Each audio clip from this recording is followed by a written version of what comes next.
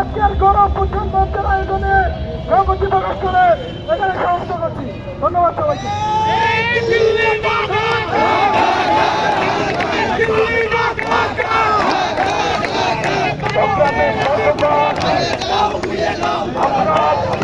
রাজশাহী বিশ্ববিদ্যালয়ের শিক্ষার্থীগণ একতাবদ্ধ আছে এই ভারতীয় আধিপত্যবাদ, এই সতর্কবাদ, ভারতীয় আধিপত্য।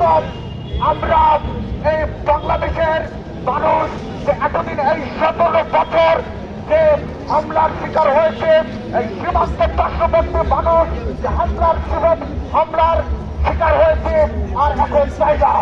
সংগ্রামের বন্ধুগণ এক পর্যায়ে বক্তব্য দিয়ে আসছেন প্রতিবাদ নিধনের অন্যতম সমন্বয়ক, বৈষম্য বিরোধী ছাত্র আন্দোলনের অন্যতম সমন্বয়ক এবং অধিকার আদায়ের পরপুত্র সাহেবরি দফায় বক্তব্য দিয়ে আসছেন সাহেবরি দফায়।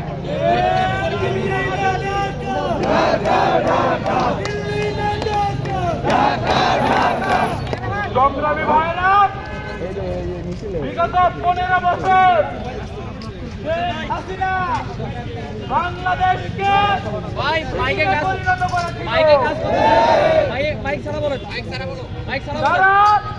এমন একটি সংস্কৃতি চালু করেছিল যেখানে নির্বিচারে আইন বহির্ভূত ভাবে বিএসএফ বাংলাদেশি জনগণকে খুন করতে পারত। বিডিআর নাম পরিবর্তন করে যে হাঁটুকাটা পৃথিবী তৈরি করা হয়েছিল, তাদের শুধু কাজ ছিল লাশ গ্রহণ করা। কিন্তু এই বিপ্লব পরবর্তী বাংলাদেশে আমরা আর কোন লাশ গ্রহণের রাজনীতি দেখব না। বিগত সময়ে দেখেছি বিজেপির সাথে বাংলাদেশের আপামর জনগণ আমাদের ভূখণ্ড পাহারা দিয়েছে। যদি আর কোন ষড়যন্ত্র করা হয়, বিজেপির সাথে তাদের কাজ মিলিয়ে দেশের সার্বভৌমত্ব রক্ষা করতে আমরা প্রস্তুত। আমরা প্রত্যেকটি নাগরিক, প্রত্যেকটি শিক্ষার্থী আমরা সিপাহী সালারের ভূমিকা পালন করতে রাজি আছি। এই বাঙালির ইতিহাস রক্ত দেওয়ার ইতিহাস। আন্দোলন থেকে শুরু করে ৪৭, ৭১, ৯০ এবং ২৪ আমরা কখনো পরাজিত হইনি। আমরা কারো আধিপত্য মেনে নেইনি। সামনের দিনে যদি কেউ দাদাগিরি করতে চায় আমাদের সাথে, তাকে তার উপযুক্ত জবাব আমরা দেব। আমরা এখনো ঘুমিয়ে পড়িনি, আমরা কখনো ঘুমিয়ে পড়ব না। আমাদের স্বাধিকার আন্দোলন, আমাদের সার্বভৌমত্ব রক্ষার ক্ষেত্রে আমরা অন্তর্ক্রমণীর মতো চালিয়ে থাকবো। ধন্যবাদ সকলকে।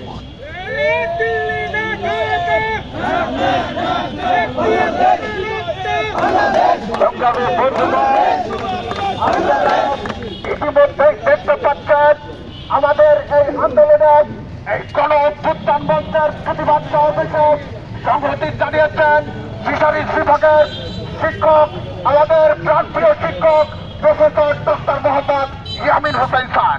সংগ্রামী বন্ধুগণ, আপনারা ইতিমধ্যে দেখতে পাচ্ছেন আমাদের এই প্রতিবাদ সমাবেশে সংহতি জানিয়েছেন বাংলাদেশ ছাত্র অধিকার পরিষদের সহসভাপতি আমানুল্লাহ খান ভাই।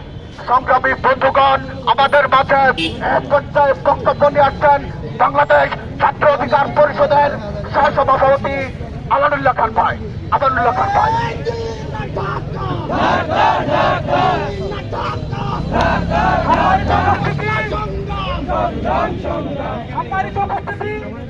আপনারা জানেন আজকে ভারত ঘটনা ঘটিয়েছে, তা বাংলাদেশের মানুষ সহ্য করতে পারে না। আমরা বুক দিতে প্রস্তুত আছি, পিঠ দিতে পারি না। আমরা এই বাংলাদেশের মানুষ বাংলাদেশ স্বাধীন হওয়ার পর থেকে আর বুক দিবে, পিঠ দিবে না। রাজশাহী বিশ্ববিদ্যালয় থেকে আজকে বাংলাদেশের মানুষ, ছাত্র সমাজ শপথ দিতে শুরু করছে, এই ভারতকে আমরা বুক দিব, পিঠ দিব না। মানুষের রক্ত আমরা চড়াতে চাই না। ভারতকে বাংলাদেশ ছাড়তে হবে। হাসিনা সেইভাবে দেশ থেকে পালিয়েছে, ভারতকে বাংলাদেশ থেকে সেইভাবে পালাতে হবে। আমরা বাংলাদেশ আর আমরা এবার সহ্য করতে পারি না। আমরা রক্ত দেব, আমরা গোলামি করতে পারি না, আমরা বাঁচা হয়ে থাকতে পারি না। এই বলে আমি আমার বক্তব্য শেষ করছি। সংগ্রামী বন্ধুগণ, এই পর্যায়ে বক্তব্য দিচ্ছেন আমাদের মাঝে আমাদের প্রান্তীয় শিক্ষক, ফিশারিজ বিভাগের অন্যতম শিক্ষক ডক্টর ইয়ামিন হোসেন স্যার। বক্তব্য দিয়ে আসছেন ইয়ামিন হোসেন স্যার। বিসমিল্লাহির রহমানির রহিম। ভারতের আগ্রাসনের বিরুদ্ধে মিছিল এবং মিছিল শেষে আজকের এই যে প্রতিবাদ সভা থেকে প্রথমেই আমি প্রতিবাদ জানাচ্ছি বাংলাদেশের নিরীহ মানুষের ওপরে ভারতের যে অতীতের কলঙ্কজনিত অধ্যায়গুলো ছিল, সেই কলঙ্ক অধ্যায়গুলো আবারও তারা রচিত করার জন্য বাংলাদেশের নিরীহ মানুষের ওপরে গুলি চালিয়েছে। আজকে প্রিয় উপস্থিতি, ভারত এখনো মনে করছে আগের সেই বাংলাদেশ আছে, আগের সেই আমাদের সেই বিডিআর বিজেপি আছে, তারা যে পরিবর্তন হয়েছে সেটি তারা আসলে এখনো বুঝতে পারেনি।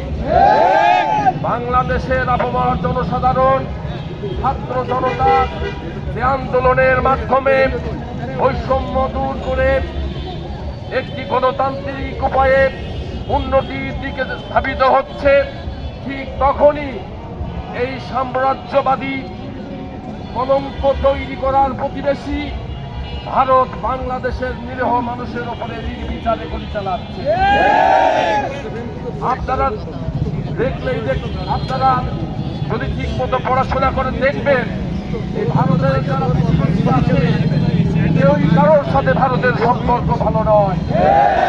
তারা মনে করেছিল শেখ হাসিনার সময়ে যে জমি দখল করেছে, নির্বিচারে আমাদের গরুগুলো যখন তখন সীমান্ত থেকে ধরে নিয়ে গিয়েছে, একই উপায়ে তারা জমিগুলো দখল করতে চায়, আমাদের ধান খেতে ধানগুলো কেটে নিতে চায়। এবং ঠিক তার ধারাবাহিকতায় আজকে চাপাই নবাবগঞ্জের শিবগঞ্জ সীমান্তে ভারতীয় যে বাহিনী আছে, সেই বাহিনী দ্বারা বাংলাদেশের নিরীহ মানুষের ওপর নির্বিচারে গুলি চালিয়েছে। বিশেষ করে আমাদের যে খুনি শেখ হাসিনা ভারত থেকে এই ধরনের সৃষ্টি যে পায়তারা চালাচ্ছে, তার ধারাবাহিকতায় এটি ভারতীয় ওই শয়তানদের একটি শয়তানি। কোনো ক্রমেই এই ধরনের ন্যাক্কারজনক যে ঘটনা সৃষ্টি করেছে বা করতে চাচ্ছে, আমরা কোনো ক্রমেই মেনে নেব না ইনশাআল্লাহ। আমরা বাঙালি এখন জেগেছে, রক্ত দিতে শিখেছে।